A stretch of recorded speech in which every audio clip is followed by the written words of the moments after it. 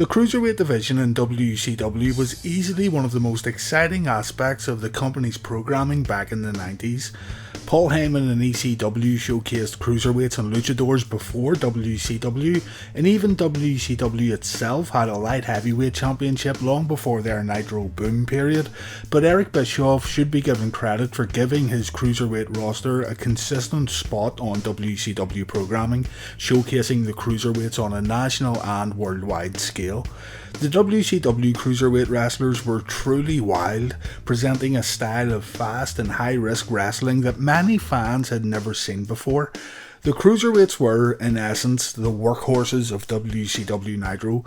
We were always kind of wary about main eventers in the company and if they could deliver a good match, but the Cruiserweights guaranteed entertainment every single time they stepped into the ring. Not only this, no other promotion in America could touch WCW's Cruiserweight division, and Eric Bischoff should be given credit for spearheading the Cruiserweight movement in WCW. So in this video, I'm going to run down some of the more prominent cruiserweights of World Championship Wrestling and talk briefly about each one. Don't worry, this doesn't mean I'm completely finished with these guys after this video. There's more to dig into here with the cruiserweights of WCW, but consider this more of an introduction to the wrestlers. You may even see a few names you've totally forgotten about. Also, this isn't a top list or a countdown or anything like that.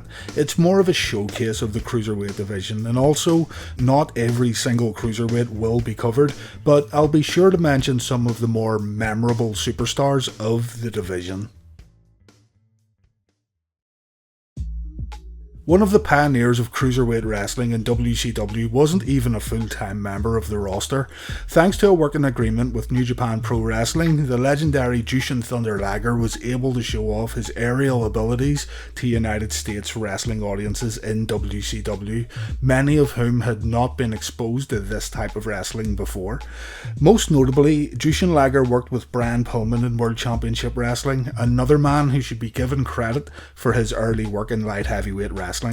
Liger and Pillman met in the ring at Super Brawl 2 in 1992, a very exciting match that is still loads of fun to watch today, and on the debut episode of Nitro, Liger and Pillman had the very first match on WCW's new flagship television program. Pillman had left WCW by the time the Cruiserweight boom happened in 1996, and Liger would make sporadic appearances in WCW as time went on. Anyway, a Jushin Liger series is planned for Wrestling Bios soon, and Pillman has already been covered on the channel, albeit in an early video that I feel could be improved upon. Still, I felt Liger and Pillman had to get mentioned here before we get into the meat and potatoes of the WCW Cruiserweight roster, and yes, don't worry, Liger will get a proper career retrospective on the channel very soon. Trained by Rey Mysterio Jr.'s uncle, Rey Mysterio Sr., Psychosis was recommended to Paul Heyman after Chris Benoit, Eddie Guerrero and Dean Malenko left ECW to join WCW. Konnan was instrumental in bringing Psychosis to the United States and bringing Psychosis to ECW, but Eric Bischoff spent the cash to bring the man to WCW in 1996. Psychosis made his debut at Clash of the Champions 32, losing to Konnan here while putting on an entertaining match, and from here, Psychosis was featured on a pretty regular basis on WCW programming. His brief feud with Ultimo Dragon was excellent, however Psychosis could never win over Dragon, faring much better in his rivalry with Parka, defeating him at Spring Stampede 1998 in a match you should definitely look up if you haven't already. 1998 also saw Psychosis join Eddie Guerrero's Latino World Order. When it comes to the Cruiserweight title, Psychosis didn't have much luck. His first reign kicked off after winning the gold on the April 19th, 1999 episode of Nitro, but he dropped the title the very next week to Rey Mysterio Jr. He was then pretty much given the title after the Lenny Lane controversy, but again, he quickly dropped the title to Disco Inferno. With all this in mind, Psychosis was still awesome. Many people remember him for the crazy outfit and those horns on his mask, his daredevil ring style, and his ability to have great match after great match, even if his championship reigns didn't truly reflect how good he truly was. We might as well talk about Lenny Lane then briefly. Many may not know about what happened during his WCW Cruiserweight title reign. Lenny made his WCW debut in 1997 as a job guy, working as Lane Carlson and losing his debut match on the April 14th, 1997 episode of Nitro to Ultimo Dragon. Lenny also appeared in the 1998 Slamboree Cruiserweight Battle Royal to determine the number one contender for Chris Jericho's Cruiserweight title. Anyway, Lenny Lane and Lodi would become the West Hollywood Blondes in 1999, a team that were implied to be homosexuals, and later they were also revealed in storyline to be brothers. Lane defeated Rey Mysterio on the August 19th, 1999 episode of Thunder to become the new Cruiserweight champion, but on the October 3rd episode of Nitro the same year, out of nowhere, it was announced that Psychosis was the new Cruiserweight champion after defeating Lane at an unspecified event, and the Blondes were taken off TV. It turned out that GLAAD had been threatening to organise a boycott of WCW over the West Hollywood Blondes, saying that Lenny in particular was representing the gay community in a way that drove wrestling fans to dislike the man because of his sexuality. Nothing to do with him being a heel or anything like that. With this in mind, Lenny Lane and Lodi returned as Standards and Practices, a tongue-in-cheek duo who opposed adult themes in WCW. You can't really talk about the Cruiserweight Division of WCW without mentioning Chris Jericho. Chris came into WCW as a babyface, a really enthusiastic babyface who would smile for photos, shake his opponent's hand, a nice guy who was just too nice for his own good. Having worked in Mexico, Japan, Canada and Europe before making the jump to WCW though gave Chris Jericho an insanely unique skill set. He could perform aerial offense while also showing a high level of submission and mat-based maneuvers. Jericho's international pedigree meant that fans knew exactly who he was when he made his ECW debut, but again, Eric Bischoff opened his wallet and brought Chris Jericho into WCW, albeit with little direction to begin with. Chris, however, really began standing out when he started working as a heel, and while he had to fight with the Office to get some promo time in WCW, his mic skills seriously helped get him over with WCW audiences. In the end, Jericho held the WCW Cruiserweight Championship 4 times. Most will remember his excellent feud with Dean Malenko and his match against the Iceman at Slamboree 1998, but Chris wanted to be more than just a cruiserweight. To his credit, Chris attempted to break the mold in WCW, pushing for a big pay-per-view match with Bill Goldberg that never did materialise in the end. Jericho's treatment over the Goldberg match was what led him to ultimately leave WCW to find fame and glory in the World Wrestling Federation.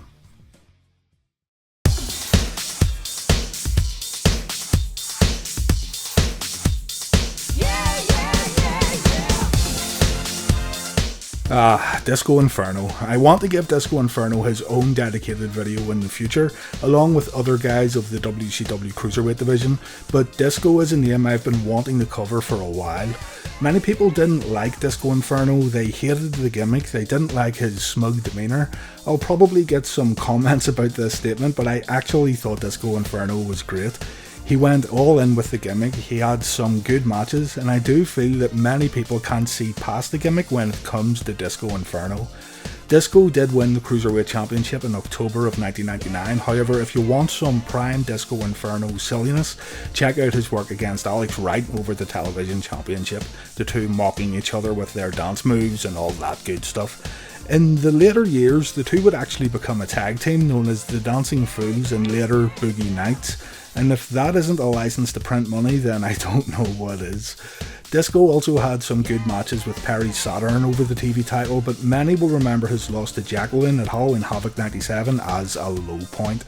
I'll come back to Disco Inferno in the future though. He brought character to the Cruiserweight division that may have had some fans split, but his story in wrestling I think is worth telling.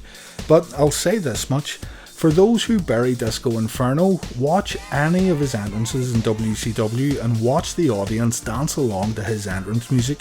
The guy got reactions from almost everyone.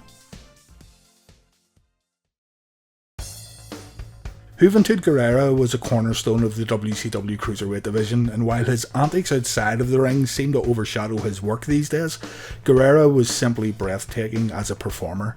Working under a mask throughout 1996 and 1997, Juve Juice had some incredible matches with Psychosis and Rey Mysterio on WCW Nitro that earned him 2 Cruiserweight title reigns the following year.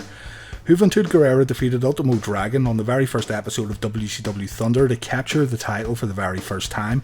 However, he dropped it a week later to Rey Mysterio. From here, Juve would go into a feud with Chris Jericho, resulting in a mask versus title match at Super Brawl 8. If Chris Jericho won, Juventud Guerrera would have to remove his sacred mask in the middle of the ring.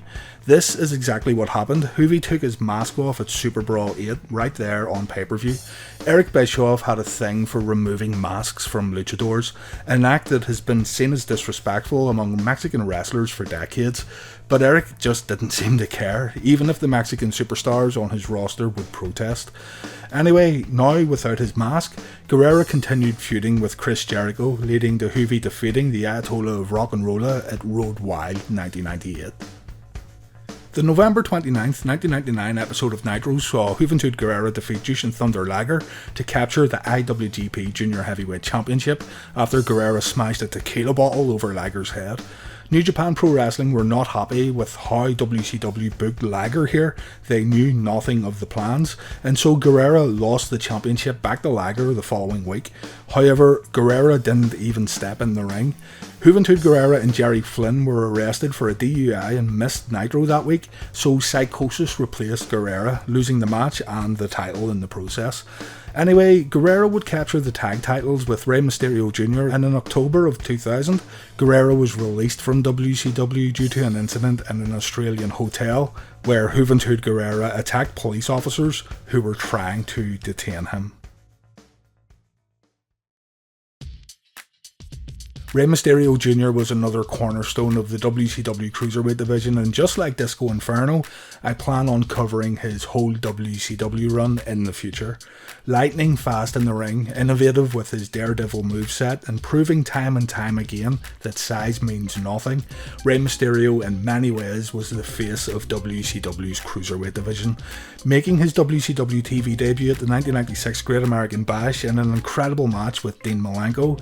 Mysterio quickly climbed the cruiserweight ladder thanks to his captivating character and seemingly impossible aerial offense, all while portraying an underdog with a great amount of heart.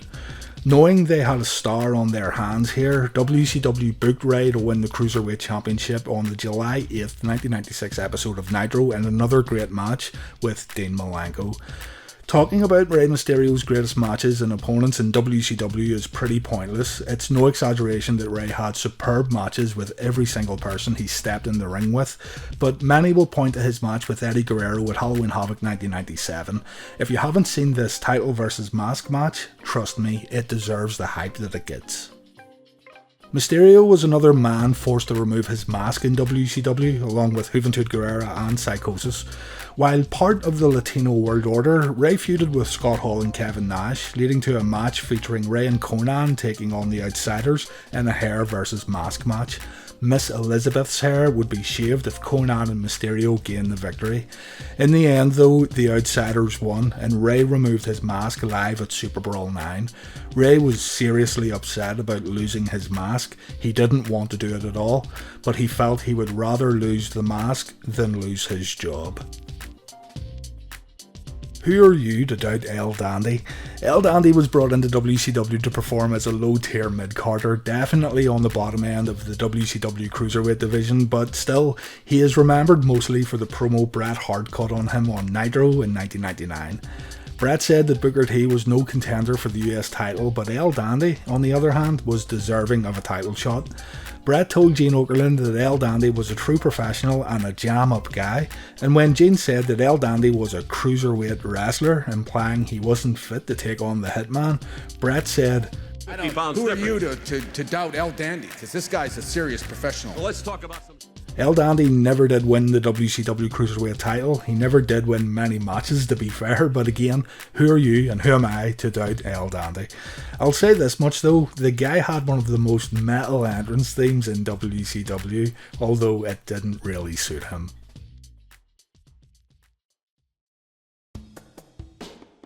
Eddie and Chavo Guerrero were featured prominently on WCW television during the height of the Monday Night Wars, and with good reason too. Two incredible performers from the famous Guerrero family here that could pretty much do it all in terms of high-flying and technical wrestling. Eddie would become the standout star, though take nothing away from Chavo. He may not have had the same opportunities as his uncle, but those he did have, he made the most of. Eddie spent the majority of his early WCW days as a babyface, but like Chris Jericho, becoming a heel proved to be the best move for Eddie, allowing him to add more layers to a previously generic WCW character. Eddie and Chavo would feud with each other too, resulting in Chavo pretty much having to be Eddie's slave and having to wear a glorious shirt that said Eddie Guerrero is my favourite wrestler. Great stuff here. Both Eddie and Chavo won the Cruiserweight Championship twice in WCW, and if you want to learn more about Eddie and his work with Chavo in World Championship Wrestling, I recommend checking out my Eddie Guerrero WCW video. There's not much more to say that hasn't been said already. Searching the keywords Guerrero WCW on the WWE Network is guaranteed to bring up a good match, with both Eddie and Chavo leaving an incredible body of work inside WCW rings. Like many WCW cruiserweights, Super Calo was an export of AAA in Mexico, making his WCW debut in 1996. Super Calo, in fairness, is one of the lesser known WCW cruiserweights, but don't let this put you off. Calo didn't win the Cruiserweight Championship, but he could hang in there with the bigger names of the Cruiserweight Division. Just check out his match with Rey Mysterio at Fall Brawl 1996 for evidence. While I'm unsure what was going on with his ring attire, Super Calo was one of those sleeper hits of the WCW Cruiserweight Division that you should look up. In the same vein, Kaz Hayashi should be a guy you look up also. Beginning in Japan, then finding his way to Mexico and eventually WCW, Kaz was another WCW Cruiserweight who always performed well in the ring, even if he was given some comedy stuff to work with at first. His work in the Young Dragon stable was great too. It's just a shame that many fans missed out on this stable due to WCW being a hard show to watch as the years went on. Jamie Noble and Jimmy Yang were also in the Young Dragons group, and while both of these guys would go on to bigger and better things, Kaz Hayashi, in my opinion, was the better wrestler. That being said, Kaz did jump to the WWF during the Invasion angle, but he only made one appearance in the World Wrestling Federation. While Billy Kidman didn't look like much when he was part of Raven's flock, or even before he joined the flock for that matter, he did surprise many people when he got in the ring. Having one of the most impressive shooting star presses in wrestling, Billy Kidman was able to become a breakout star in WCW once the flock had disbanded. Kidman was being groomed to be a huge deal in WCW, even pinning Hollywood Hogan on WCW Nitro to one of the biggest pops in the show's history, and he did have a good run in the WWF after the buyout, so all in all, it's hard to say that Billy Kidman had a bad career in wrestling. He certainly didn't. Many people point to Kidman's push as another Vince Russo mistake, but at the same time, there's fans out there who complain about WCW consistently pushing older stars, so it's hard to win here no matter what happens. Kidman held the Cruiserweight Championship 3 times. He was fun to watch in the ring, and I don't necessarily agree with the hate that he seems to get. I do agree that maybe he was pushed a little too much, but this doesn't take away from the fact that Billy Kidman was an extremely capable performer inside the ring. At one point, the guy was super popular in WCW. Picking up the Cruiserweight title twice along with the WCW television title, Prince Iaukea was another WCW Cruiserweight that maybe suffered from having very little character going on. Whereas Eddie Guerrero and Chris Jericho flourished as bad guys in WCW, the same couldn't be said for the artist formerly known as Prince Iaukea, though to his credit, it was better than what he was doing before, and also, the heel turn came at a time when WCW in itself was floundering. Trained by fellow WCW cruiserweight Dean Malenko, Prince Iaukea got his name from King Curtis Iaukea, a wrestler from the 60s who was a good friend of WCW booker Kevin Sullivan. It's been said too that Prince Iaukea never got a big cruiserweight division push due to being romantically involved with the wife of an upper level WCW executive. Still, rumours aside, he was good in the ring, and his later artist formerly known as character was decent, but Velveteen Dream these days has that gimmick down to a T. Ultimo Dragon began his professional career after graduating from the New Japan Dojo in 1987, and after struggling to make an impact in Japan, he travelled to Mexico where he joined the Universal Wrestling Association. As the years went on, Dragon would split his time between Mexico and Japan, becoming an incredible hybrid wrestler. In CMLL in Mexico, Ultimo Dragon got his name after he claimed to be the last student taught by Bruce Lee, hence the name Ultimo Dragon, which translates in Spanish to Last Dragon. When Dragon first jumped to WCW in 1996, the promotion mistranslated his name as Ultimate Dragon, a name that would stick for a few months before the company reverted to his Spanish ring name. Anyway, with Sonny Ono as his manager, Dragon was pushed as a main player of the Cruiserweight Division, getting booked in matches with Rey Mysterio Jr. at 1996's Hog Wild pay-per-view and again at World War III, matches that need to be seen to be believed. No one could ever forget this side of Ultimo Dragon showing up on WCW television screens as winner of the J-Crown tournament. The J-Crown Unified Championship was formed by New Japan as a way of unifying 8 different junior heavyweight championships from many different organisations. Championships that were unified here include the IWGP Junior Heavyweight title, the British Commonwealth Junior Heavyweight Championship, the NWA World Junior Heavyweight Championship, even the WWF Light Heavyweight title held at the time by El Samurai. When Ultimo Dragon won the tournament and the 8 belts, he also managed to pick up the NWA World Middleweight Championship along with the WCW Cruiserweight Championship, making him the most decorated wrestler in recorded history during a single stint, being the active reigning and defending champion of 10 titles, an incredible accomplishment here. Dragon ended up suffering an arm injury in 1998 that required surgery. The operation didn't go well, it was botched, and Ultimo Dragon ended up with nerve damage, forcing him into an early retirement as he thought the damage done here would put an end to his career. This wasn't the case, however, as Ultimo Dragon still competes to this very day.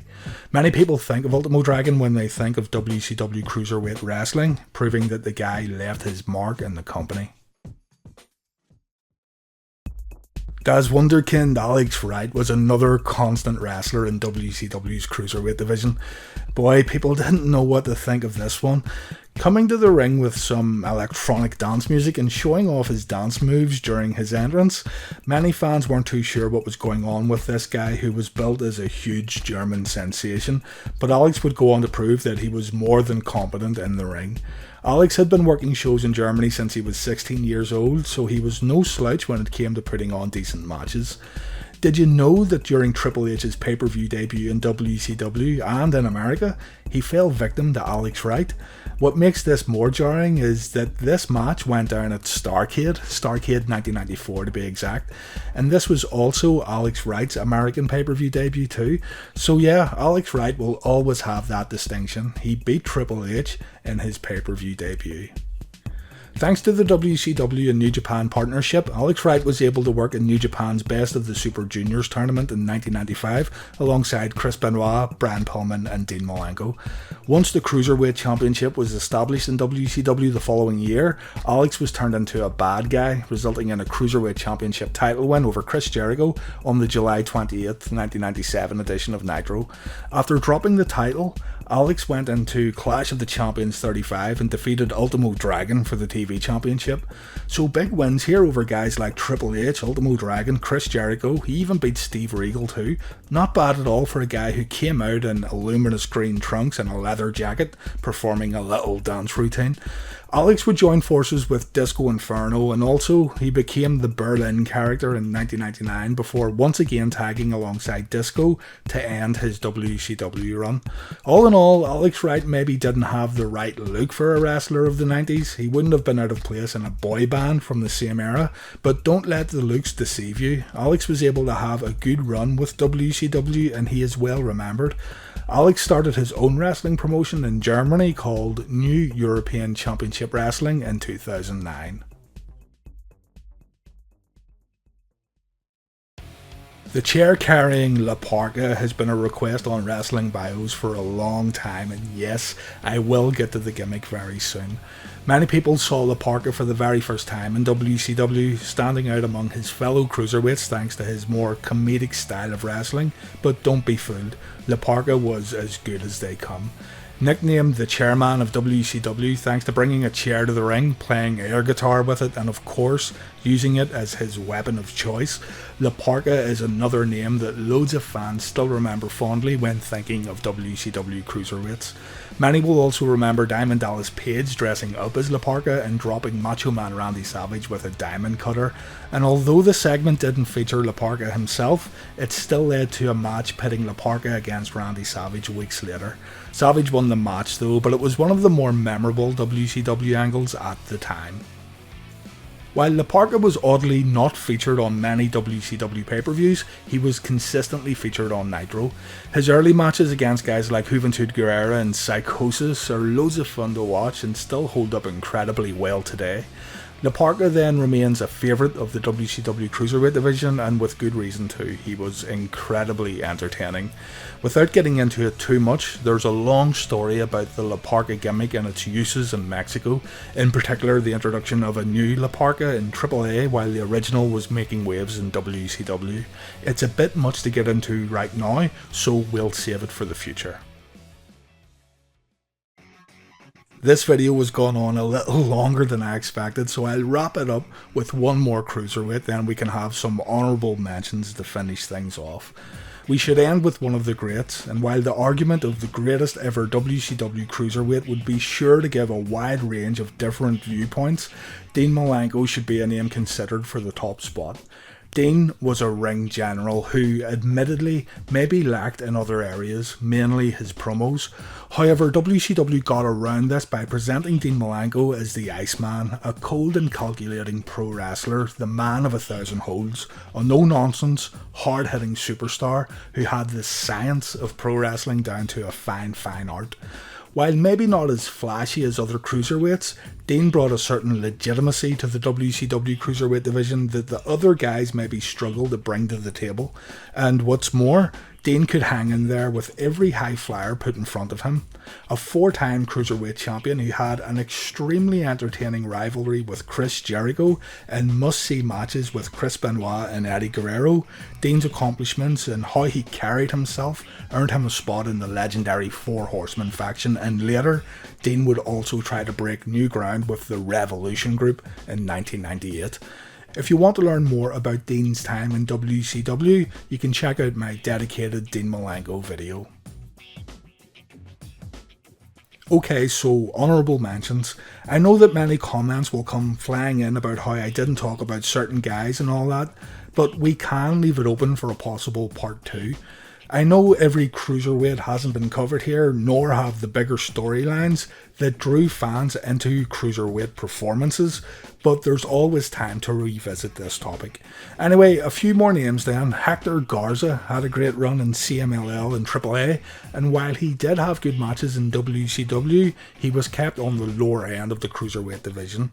Silver King, Damien and Cyclope were also guys that were featured quite a number of times in WCW, especially on Nitro, and while they were more than competent in the ring, they too were kept relatively low in the Cruiserweight division. There's also Lash LaRue, Shane Helms, Six, Conan, Lance Storm, Ernest Miller, all good additions to the Cruiserweight division, but really this video may have went on a bit too long if I discuss them all. If you want a part 2, let me know in the comments and I'll be sure to put it together in the coming weeks. If you're a more modern fan then of wrestling who hasn't dabbled in the world of WCW Cruiserweights, then man, you're in for a real treat when you look up some of these matches in WCW, particularly during 1996 to late 1998. But anyway, thanks for watching, and remember, do let me know if you'd like another look at the WCW Cruiserweights in the future.